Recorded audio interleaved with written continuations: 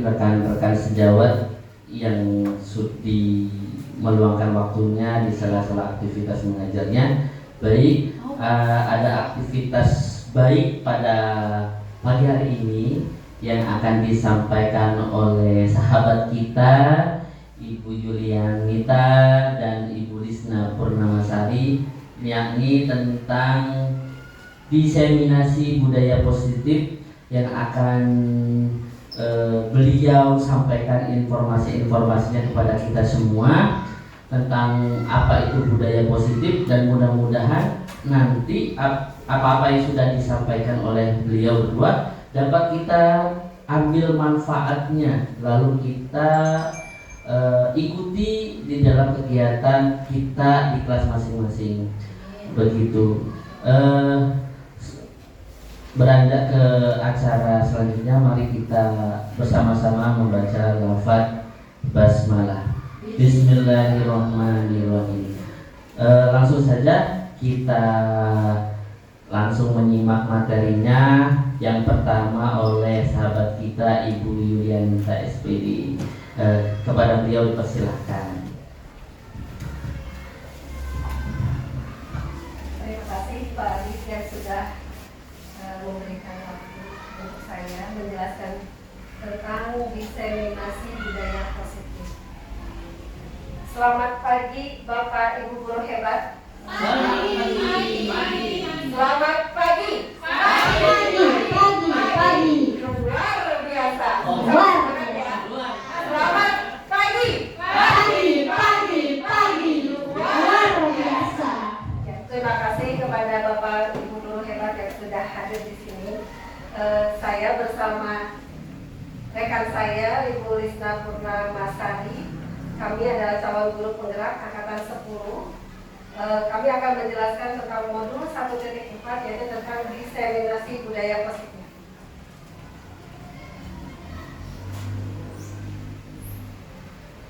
Ya. Sebelum kita mulai, kita membiasakan diri untuk membuat kesepakatan kelas.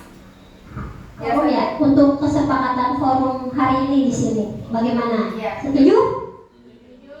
Coba yang pertama, mendengarkan saat ada yang berbicara, setuju tidak? Setuju. Yang kedua, dipersilakan jika ingin ke toilet.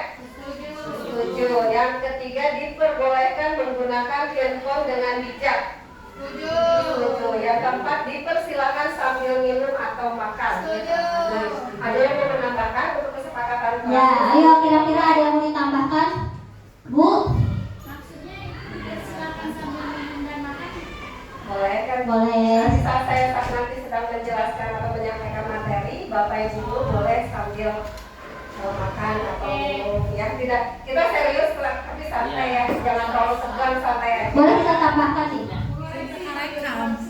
Wow, oke. Sambil koreksi dulu. Serius tapi santai ibu-ibu. Ya.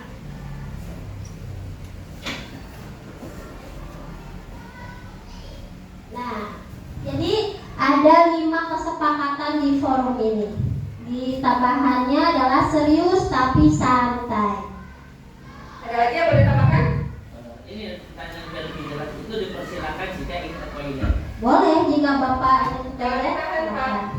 Nanti kalau Bapak sakit perut ditahan-tahan karena saya sedang menjelaskan, nanti gimana kalau Bapak? Kalau Boleh dipersilakan nanti kalau mau izin ke toilet. Durasi waktu insya Allah 60 menit ya Bapak Ibu. aman, 60 Ya. 60 menit ya. aman. Berarti tambahannya Durasi waktu. durasi waktu 60 menit. 60 menit. Oke. Ada lagi? Udah ya? Oke, Bu Nita silahkan. Ya. Untuk selanjutnya ke pembahasan kita yang pertama yaitu tentang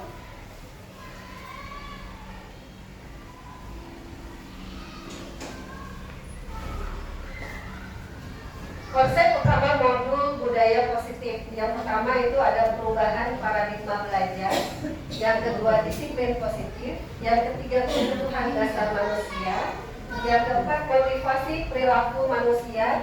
Yang kelima, posisi kontrol restitusi. Yang keenam, keyakinan kelas. Kemudian yang terakhir adalah segitiga restitusi.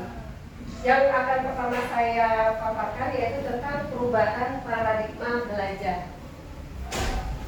Pembelajaran dengan paradigma baru, yaitu pembelajaran dengan paradigma baru dirancang berdasarkan prinsip pembelajaran yang terdiferensiasi sehingga setiap siswa belajar sesuai dengan kebutuhan dari tahap perkembangannya untuk mewujudkan profil pelajar Pancasila.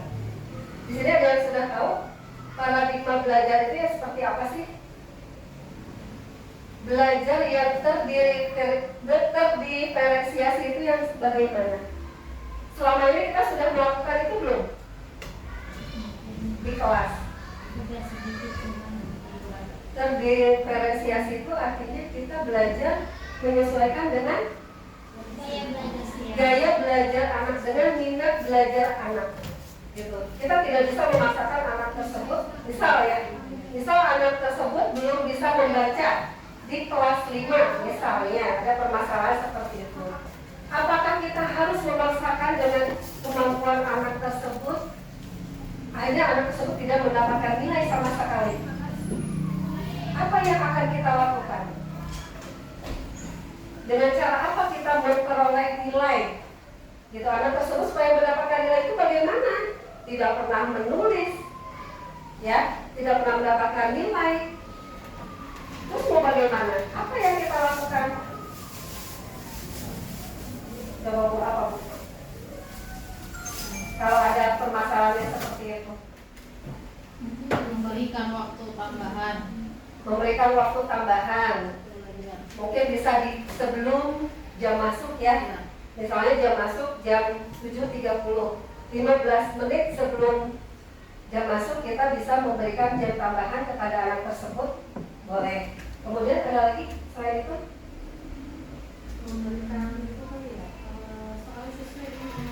Memberikan soal sesuai dengan kemampuannya. Soal itu kan tidak berupa harus tertulis ya. Kita bisa memberikan secara lisan atau pertanyaan. Kadang anak kalau kadang didikte aja masih belum bisa karena kendalanya belum bisa membaca. Akhirnya kita bertanya secara lisan. Dan itu juga yang saya lakukan di kelas gitu. Apalagi saya mengajar kelas 1. Anak kelas 1 itu masih ada beberapa yang belum bisa membaca. Nah, saya mengambil nilainya dengan cara seperti itu. Atau saya memberikan soal di depan, kemudian anak mencoba sejauh mana sih anak tersebut bisa memahami, gitu. Ya, mungkin nanti bisa dipraktekkan juga di kelas, seperti itu ya. Karena memang belajar sekarang itu berbeda dengan belajar zaman dulu ya, zaman sebelum-sebelumnya. Apalagi sekarang Merdeka Belajar dengan teori Ki Hajar Dewantara yang sesuai dengan perkembangan zamannya.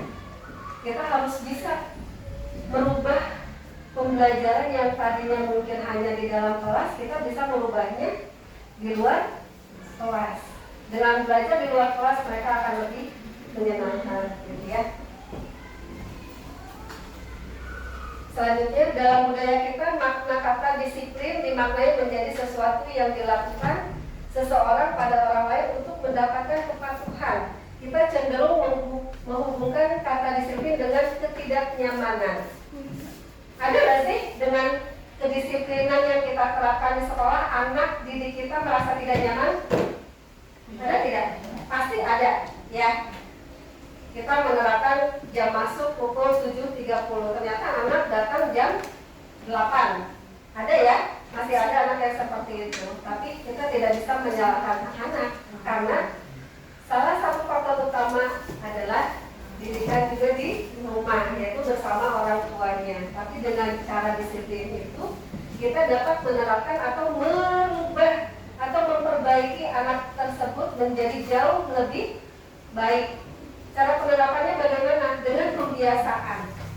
Ya, yang sudah kita lakukan di sekolah kita adalah menerapkan disiplin waktu. Contoh, kita melaksanakan tugas piket ya. Guru-guru melaksanakan tugas piket di depan.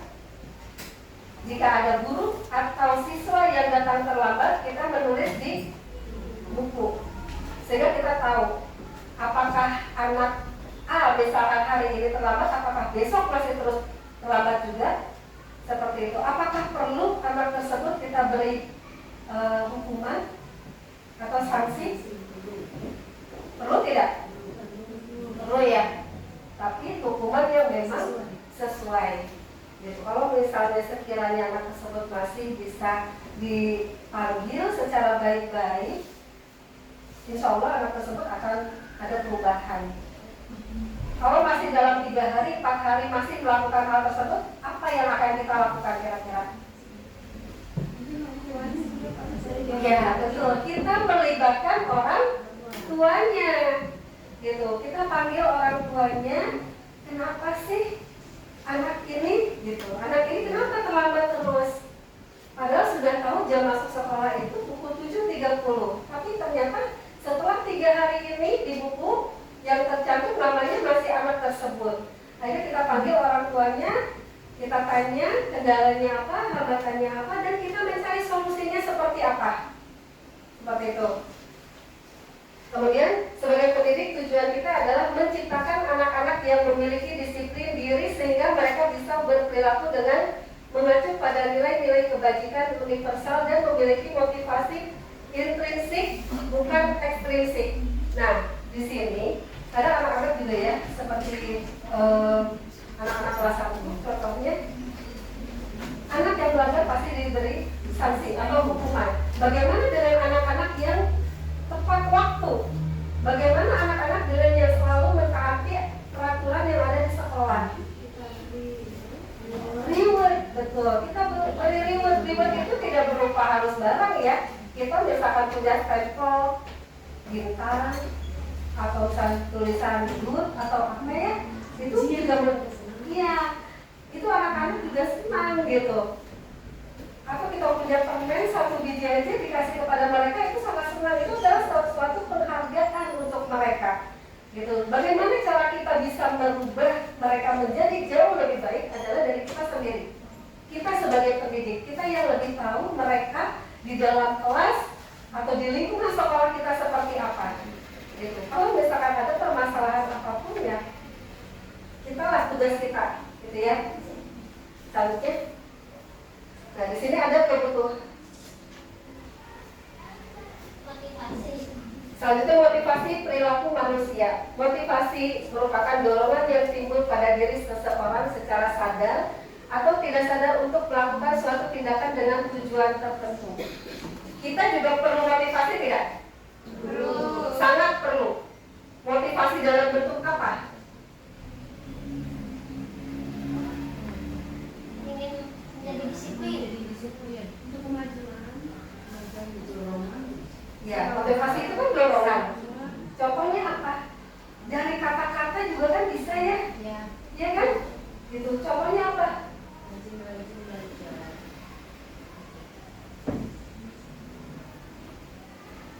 Misal ya, seperti saya rumah paling jauh, tapi saya usahakan datang paling pagi. Saya mau memotivasi dari diri saya sendiri, karena semua yang terjadi pada setiap hari yang saya lakukan adalah timbul dari hati, memotivasi dari diri kita sendiri.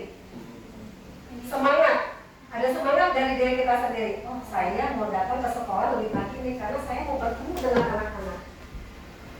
Ya kan? Saya senang sama anak-anak, itu adalah salah satu motivasi diri saya sendiri. Nah, kemudian menghindari ketidaknyamanan dan hukuman.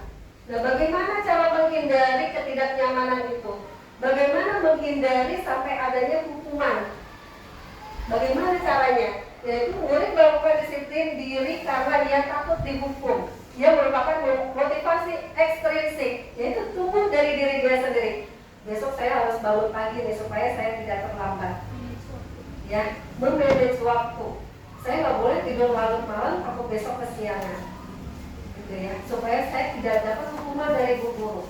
Jadi dia sudah tumbuh dari dalam diri dia sendiri, memicu untuk jauh lebih baik, melakukan perubahan lebih baik, ya seperti itu. Kemudian mendapatkan imbalan atau penghargaan dari orang lain. Nah di sini murid melakukan disiplin diri karena ia ingin mendapat imbalan. Ini merupakan motivasi ekstrinsik yang tadi saya sebutkan tadi, ya. Ini juga bisa sebagai acuan. Tapi di sekolah kita mungkin jarangnya hanya beberapa anak mungkin yang melakukan hukuman, ya, yang melanggar aturan. Kita kasih reward kepada mereka supaya mereka dapat berubah menjauh jauh lebih baik. Kita dapat memberikan imbalan, jadi seperti tadi bisa berupa ucapan atau kita bisa berupa ngasih reward, bintang atau apapun itu, ya, yang membuat mereka jauh lebih semangat. Kemudian selanjutnya adalah menghargai nilai-nilai kebajikan diri sendiri. Murid melakukan disiplin diri karena sadar akan nilai kebajikan dirinya. Ini merupakan motivasi intrinsik. Lebih baik dari yang sebelumnya. Seperti itu ya. Nah, di sini kebutuhan dasar manusia itu yang pertama adalah kesenangan. Kalau kesenangan di lingkungan sekolah kita itu contohnya apa? Senang dalam pembelajaran di kelas, bisa nggak? Ya? Senang, ya, melakukan senang bersama guru-guru. Terus kemudian apa lagi? Pembelajaran di luar kelas. Pembelajaran di luar kelas, bisa ya? Ekstrakurikuler. Ya, bisa. Ekstrakurikuler juga bisa. Nah, kesenangan di sini juga kita harus menciptakan itu. Artinya apa? Yang pertama adalah kita mengajar anak didik kita itu dari hati. Kalau hati kita sudah tenang, nyaman, ya, apalagi kalau ada masalah di rumah jangan sampai dibawa-bawa ke sekolah. Kadang-kadang kita di kelas juga agak-agak gimana ya, terbawa ya, manusiawi ya. Tapi kita usahakan itu supaya tetap pembelajaran di sekolah itu menyenangkan untuk anak didik kita. Gitu ya. Yang kedua adalah kasih sayang. Anak didik kita itu, jangan anak di rumah juga kasih sayang itu perlu ya, sangat perlu dan sangat penting. Dengan kasih sayang, anak-anak belajar itu merasa nyaman gak sih? Tentu ya, sangat nyaman. Anak-anak itu perlu bahasa yang memang bahasa yang baik lah dari seorang guru ya. Jangan sampai mereka itu merasa membuat takut dengan bertemu dengan gurunya, takut belajar dengan gurunya. Nah, disitulah kita harus menemukan rasa kasih sayang kita sebagai seorang guru kepada anak didik kita. Kemudian kebebasan. Kita memberikan kebebasan seluas-luasnya kepada mereka menyesuaikan dengan minat belajar mereka. Ya Bu ya? Contohnya apa sih kebebasan? Bebas menyampaikan pendapat. Terus apa lagi?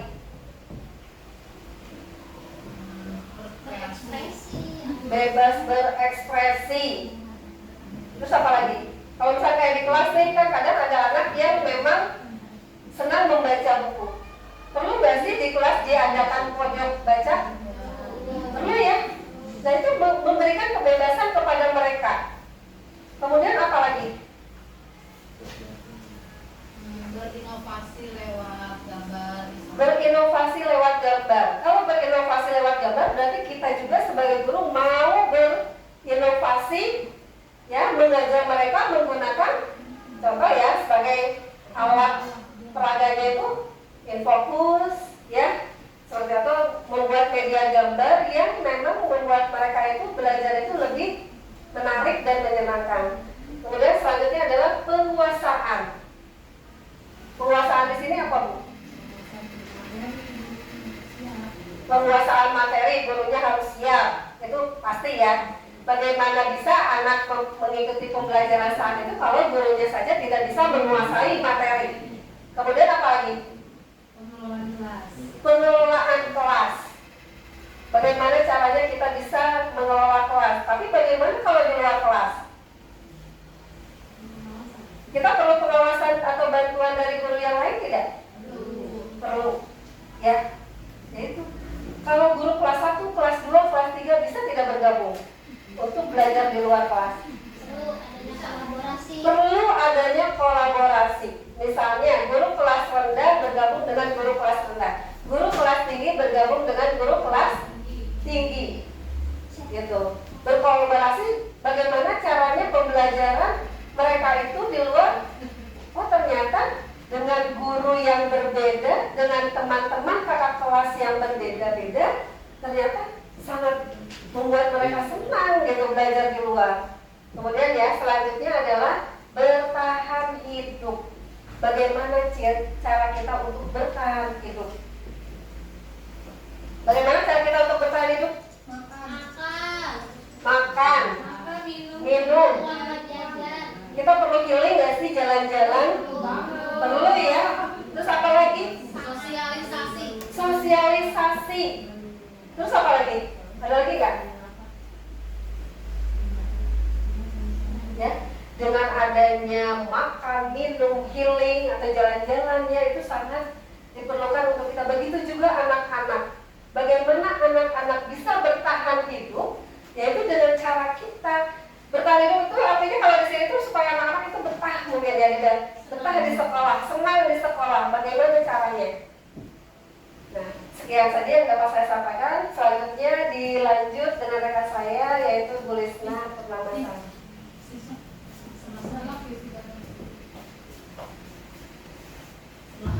Baik, terima kasih atas pemaparannya yang sudah diberikan oleh Ibu Yulianita. Mudah-mudahan apa yang disampaikan tadi dapat kita terapkan di kelas kita masing-masing. Materi berikutnya yaitu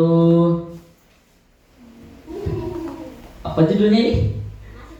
Oh, masih tentang destinasi budaya positif. Materi kedua akan disampaikan oleh sahabat kita Ibu Lisna Purnama. Makasih banyak Pak Ari. Alhamdulillah teman-teman semua masih di sini. Saya akan melanjutkan bahasan setelah Bu Yulianita. Ya semua amat. Kita ice breaking dulu ya Bapak Ibu, siap? Nih, saya pengen ice breaking. Contohnya. Tepuk sehat. Saya sehat. Kamu sehat. Semua sehat. Gimana? Siap? Coba saya ingin berdiri deh. Kita tepuk sehat. Karena kita sebagai guru harus sehat. Betul tidak Bapak Ibu? Oke, mulai ya. Tepuk sehat. Saya sehat. Anda sehat. Semua sehat. Prok prok prok prok prok prok. Yes. Terima kasih Bapak Ibu semua. Ya, tadi yang sudah dipaparkan Bu Yulianita adalah tentang kebutuhan dasar manusia. Nah, di budaya positif ini, jika kita menemukan anak yang sering melakukan kesalahan, yang sering nakal di kelas, berarti ada kebutuhan dasarnya yang tidak terpenuhi, seperti itu. Makanya kita harus tahu dulu karakter anak murid kita. Dan tadi yang sudah dipaparkan Bu Yulianita juga, adanya motivasi intrinsik. Betul Ibu-ibu? Jangan sampai motivasi intrinsik itu karena pertama takut dihukum bu guru, takut kalau nanti saya dijemur di lapangan. Terus adanya motivasi intrinsik itu adalah karena dia sudah tersadar untuk melakukan kewajibannya, untuk memperbaiki kesalahannya sesuai dengan kesadaran dirinya. Misal hari Senin anak tidak memakai sepatu hitam, topi, maka harus kita menggunakan pendekatan. Kalau bisa jangan dulu kita hukum Bapak Ibu, ya. Mungkin ada kebutuhan dasarnya di sini yang tidak terpenuhi. Misalnya kasih sayang, kurang perhatian dari orang tuanya, tidak diingatkan oleh orang tuanya. Lalu ada anak yang sering nakal di kelas. Mungkin karena dia sok penguasa di kelas, seperti itu. Nah, berlanjut dari kebutuhan dasar ini yang harus kita lihat dari sisi anak. Lanjut.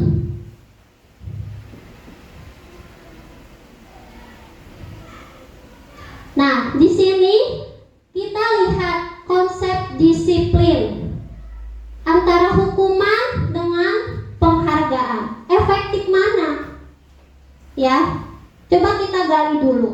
Yang pertama, menyakitkan tidak hukuman yang diberikan oleh guru. Kedua, memaksa murid untuk menyembunyikan kesalahannya, seperti itu. Lalu murid merasa menjadi rendah diri. Itu efek dari hukuman. Nah, sekarang kita lihat dari sisi penghargaan. Sebenarnya adanya reward itu tidak salah. Tapi yang ingin kita sadarkan ke murid adalah ternyata untuk menjadi disiplin itu harus ada motivasi dari dirinya sendiri, bukan karena takut dihukum dan ingin mendapatkan penghargaan, seperti itu. Apakah penghargaan itu efektif? Tidak juga, karena dengan penghargaan itu satu, tidak efektif atau merusak hubungan, timbullah sifat iri antara murid. Kedua, menghukum dengan sistem ranking itu merampas hak, ya, merampas hak atau mencederai harga diri anak juga bisa. Makanya di kurikulum Merdeka sebenarnya tidak ada sistem ranking. Semua anak itu punya potensi dan keunikannya masing-masing. Ada baiknya, makanya di rapot itu bukan hanya nilai angka ya yang disajikan. Beda kan dengan rapot lama, karena anak itu unik. Bisa saja anak kita ini pandai matematika, tapi di bidang olahraga dia mungkin nilainya kurang, seperti itu. Tapi ada anak yang matematikanya kurang, tapi di PJOK dia itu sangat berprestasi, juara O2SN, ya kan, sampai tingkat kabupaten. Padahal di pelajaran dia biasa-biasa saja. Nah, itulah kenapa konsep disiplin secara hukuman dan penghargaan bisa dikatakan kurang efektif.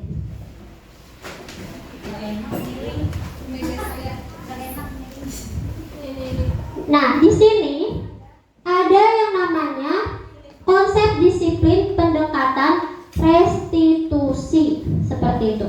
Sebuah cara menanamkan disiplin positif pada murid. Tadi kan kita sudah melihat kebutuhan anak apa saja yang harus dipenuhi.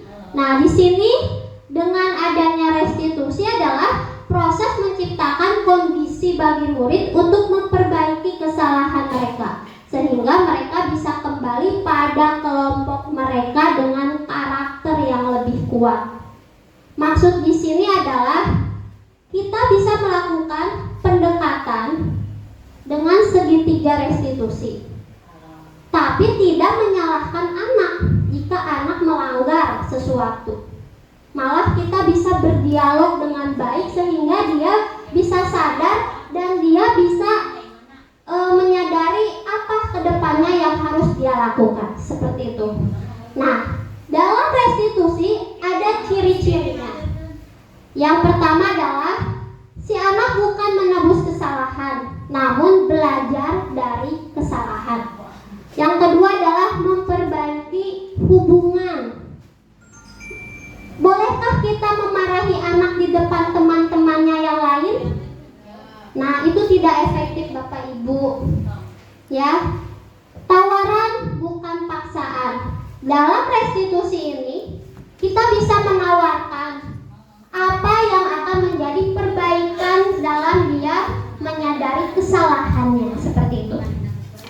Mencari kebutuhan dasar yang mendasari tindakannya. Kadang anak melakukan kesalahan karena dia cari perhatian. Ada kan Bapak Ibu yang seperti itu? Banyak seperti itu.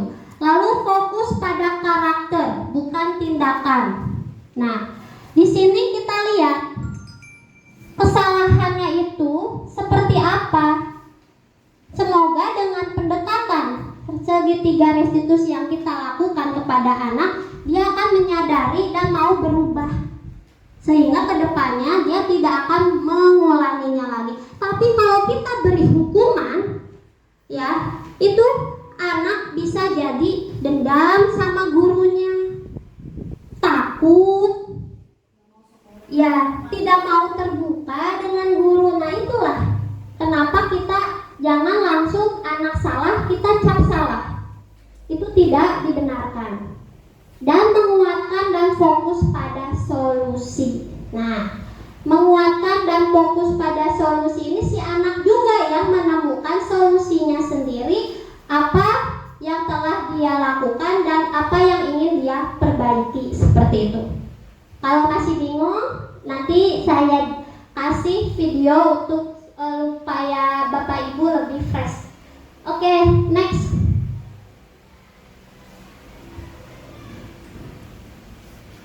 Nah, di sini ada 5 posisi kontrol restitusi. Nah, posisi pertama kita sebagai guru, pertama sebagai penghukum. Ada kita zaman dulu biasanya anak tidak ngerjain PR, suruh nulis saya tidak akan mengulangi kesalahan saya 2 lembar misalnya. Kadang seperti itu ya. Nah, hukuman di sini sebenarnya kita lihat dulu seperti yang tadi disampaikan Bu Surya. Hukuman seperti apa Bu yang biasanya zaman sekarang boleh atau kita lakukan menurut Bu Sur? Kalau kadang-kadang kita bisa kasih hukuman itu misalkan siram kebang, ya, atau nyapu di depan kelas, itu juga boleh. Itu aja. Terima kasih Bu Sur. Jadi kita lihat dulu ya situasinya juga ya. Lanjut, biasanya si guru itu pembuat rasa bersalah. Ya. Si anak dengan kata-kata yang kita keluarkan, si anak supaya merasa bersalah seperti itu. Itu kadang sering atau terjadi oleh guru ya. Lanjut, kontrol sebagai teman. Nah, pendekatan yang biasa kita lakukan adalah sebagai teman. Oh, nah, jangan nangis. Ya, teman-teman yang lain juga mereka tidak nangis kalau tidak selesai mengerjakan ulangannya, misal seperti itu. Lanjut, pemantau. Pemantau di sini kita biasanya mengawasi anak dari jauh. Nah, yang terakhir adalah manajer.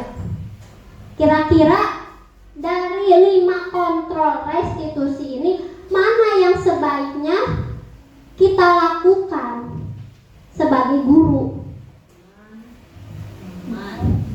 Betul, teman, pemantau, dan manajer. Manajer ini kita tidak melakukan antara guru dan siswa, tapi kita berbicara dengan hati ke hati, dialog, dan penguatan, seperti itu.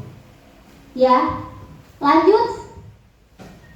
Nah, ini contoh penerapan 5 posisi kontrol yang tadi saya jelaskan. Misalnya kasusnya adalah siswa tidak memakai atribut lengkap saat upacara bendera. Kalau sebagai penghukum, nih, patuhi aturan sekolah, lalu berdiri di depan barisan. Itu yang biasa diucapkan guru ya sebagai penghukum. Si anak kita hukum karena dia telah melanggar aturan sekolah. Tapi kalau membuat rasa bersalah, kadang kita memakai secara verbal. Berapa kali Bu Guru harus memberitahu kamu, Ibu kecewa sama kamu. Seperti itu biasanya. Lalu sebagai teman, ayolah yang tertib, buat ibu bangga, kali ini tidak apa-apa salah. Iya, besok jangan diulangi lagi ya. Itu yang biasa diucapkan kita sebagai guru dikala kontrol kita sebagai teman. Lalu kontrol sebagai pemantau. Kamu sudah melanggar. Apa peraturan dan konsekuensinya? Kita tanya balik si anak. Seperti itu. Lalu manajer. Nah, manajer di sini kita tidak akan menghukum, kita tidak akan menggurui, tapi kita menyait anak ibaratnya. Apakah kamu tahu kesalahanmu? Kira-kira bagaimana kamu akan memperbaiki kesalahan ini? Nah, inilah contoh dari penerapan 5 posisi kontrol kita sebagai guru. Ya kan? Utamanya kalau saya ingin belajar sebagai manajer. Untuk saat ini setelah saya belajar budaya positif. Karena sebenarnya kita tidak semudah membalikkan telapak tangan seperti itu. Lanjut ya Bapak Ibu. Nah, di sini dalam restitusi awal yang harus kita lakukan bersama anak di kelas misalnya, kan suka ada peraturan sekolah yang ditempel ya. Nah, di kelas kita membuat keyakinan kelas juga dengan anak, tapi tanpa paksaan. Harus dibuat secara bersama sesuai kesepakatan bersama dengan siswa. Agar apa? Agar anak mudah ingat, tidak lupa seperti itu, dengan kata-kata yang positif dan mudah dimengerti juga. Keyakinan kelas, tidak peraturan kelas saja. Nah, di sini kenapa Bu Haji boleh? Kira-kira lebih baik keyakinan kelas atau peraturan kelas? Keyakinan kelas. Ya, di sini sudah dijabarkan kenapa kita memiliki peraturan tentang penggunaan helm pada saat mengendarai kendaraan, dan mengapa kita memiliki peraturan tentang penggunaan masker dan mencuci tangan setiap saat. Kira-kira efek yang mana nih dari dua pertanyaan ini? Sama-sama peraturan kan? Nah, sama-sama peraturan. Nah, di sini peraturan kelas atau yang kita rubah dengan keyakinan kelas. Pertama adalah lebih abstrak. Ini Jangan ngadengnya apa? oh gitu. Ya.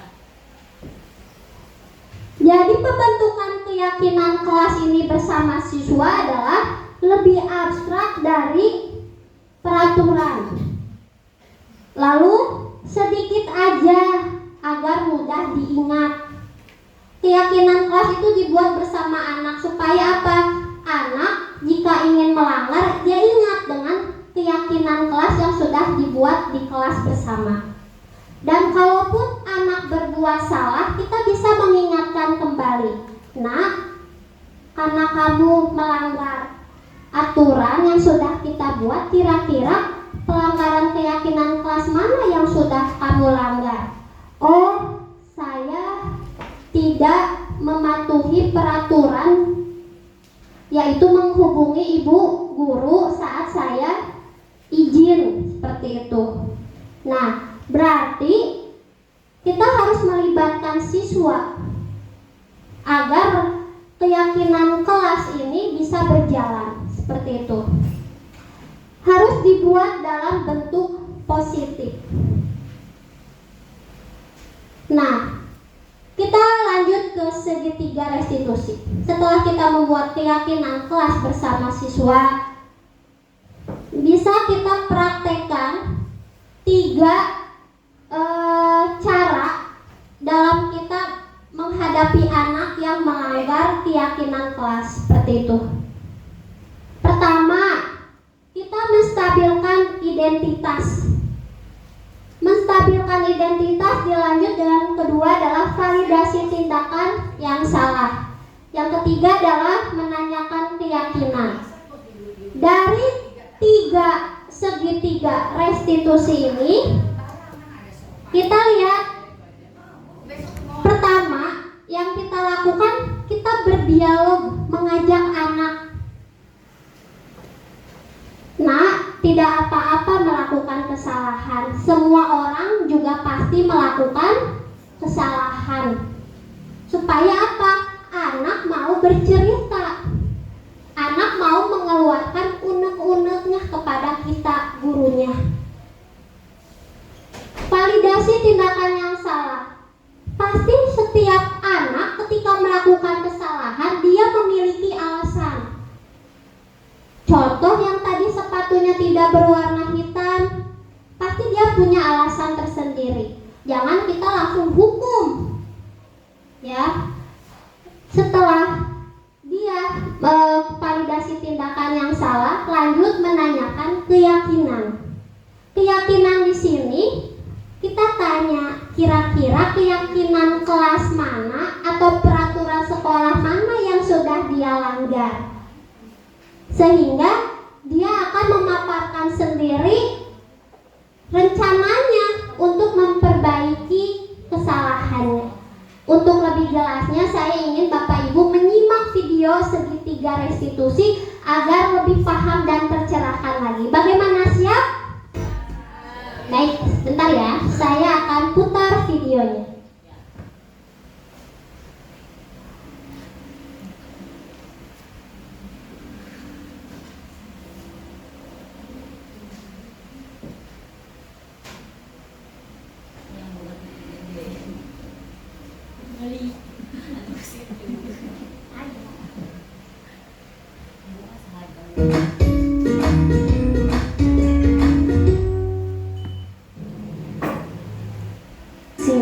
Tanyakan keyakinan. Ibu dan Bapak guru, berikut ini akan ditunjukkan bagaimana seorang guru berada dalam posisi manajer menggunakan penerapan segitiga restitusi.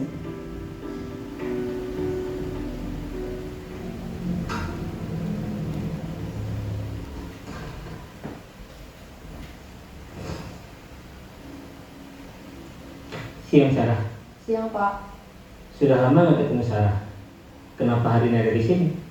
Kesel Pak, kesel banget. Masa aku dikatain tukang fitnah Pak? Ya aku marah lah. Aku balik ngatain Eka di depan kelas. Kesel banget. Oh begitu. Ya pasti kamu marah dan kesal. Bapak juga akan marah apabila ada yang menuduh Bapak seperti itu. Kemudian pada saat itu kamu mau melakukan apa? Ya saya langsung ngatain Eka lah Pak. Kesel banget. Saya bentak-bentak dia depan teman-teman lain. Oh begitu. Pasti kamu melakukan seperti itu karena suatu alasan tertentu, bukan? Iyalah, masa saya diam saja Pak? Ya saya bela diri lah. Masa saya dituduh tukang fitnah? Ya wajar lah. Mempertahankan harga diri itu sesuatu yang penting buat kamu. Untung kamu tidak bertindak lebih gegabah lagi. Hanya membentak-bentak. Iya Pak. Untung saya masih bersabar dan hanya membentak saja. Sudah gemes padahal, saya pasti bela diri lah. Ya pasti ya. Tapi kamu memilih untuk tetap bertahan dan bersabar. Kamu memilih untuk tidak berbuat lebih parah lagi, bukan? Iya. Nah, sekarang coba kita lihat lagi tindakan kamu yang bentak-bentak Eka di kelas. Tindakan kamu itu kira-kira sesuai dengan keyakinan kelas atau prinsip kamu tidak? Enggak lah Pak. Capek Pak jadi pemarah. Jadi keyakinan atau prinsip mana yang kurang sesuai dengan keinginan kamu? Ya, saya sebenarnya sangat menghargai orang lain. Mungkin saat itu saya menjadi emosi, jadi tidak menunjukkan sikap itu. Kamu meyakini tidak? Menghargai orang lain itu penting buat kamu. Yakinlah Pak. Iya, setuju. Kita harus saling menghargai. Namun, ada juga keyakinan yang kita sepakati yang perlu kita jalankan apabila kita sedang marah, bukan? Ya, saya bisa lebih. Sebenarnya saya juga sudah buat video, cuman pas saya coba tadi suaranya kresek-kresek ya, karena saya masih belajar, belum jago editing seperti itu Bapak Ibu. Nah, kira-kira nih Bu Reni, hal tercerahkan apa ketika Bu Reni sudah menyimak video yang tadi kita tampilkan?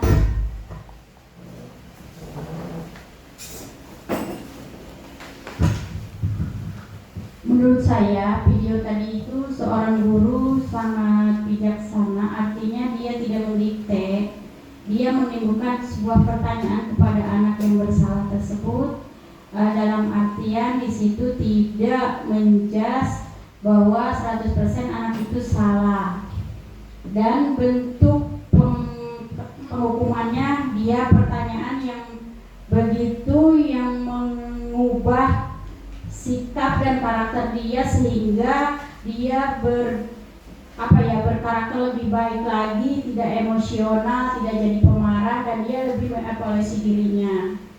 Mungkin seperti itu. Makasih.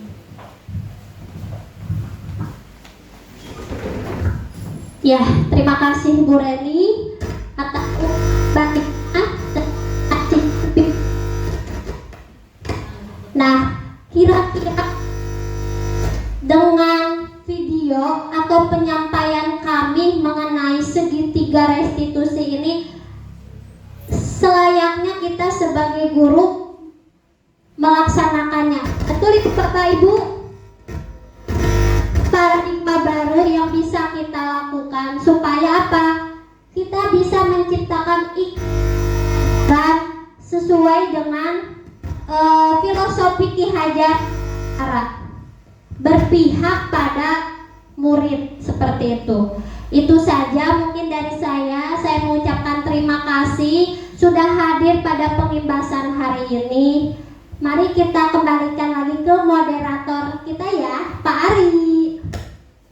Oke, bisa beri bersahabat-sahabat.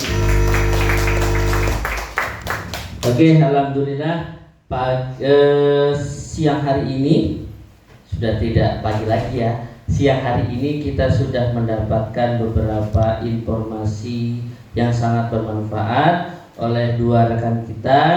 Semoga materi-materi yang sudah disampaikan dapat betul-betul terimplementasi di sekolah kita tentunya ya. Mengingat sahabat kita adalah dua kandidat guru penggerak. Sebagai penerima manfaat yang pertama harusnya adalah sekolah kita ya, dan informasi ini akan membias kepada rekan-rekan semua dewan guru yang ada di sekolah SD kita. Mudah-mudahan murid-murid kita tambah semangat belajarnya, dan kita sebagai rekan-rekan beliau bisa mengikuti jejak beliau dalam mengikuti kegiatan guru penggerak. Amin. Baik, cukup sekian rekan-rekan semuanya. Mudah-mudahan kita dapat bertemu di sesi-sesi berikutnya. Dari saya Ari Kriswanto dan dua rekan kita mohon undur diri. Saya akhiri. Wassalamualaikum warahmatullahi wabarakatuh. Waalaikumsalam warahmatullahi wabarakatuh.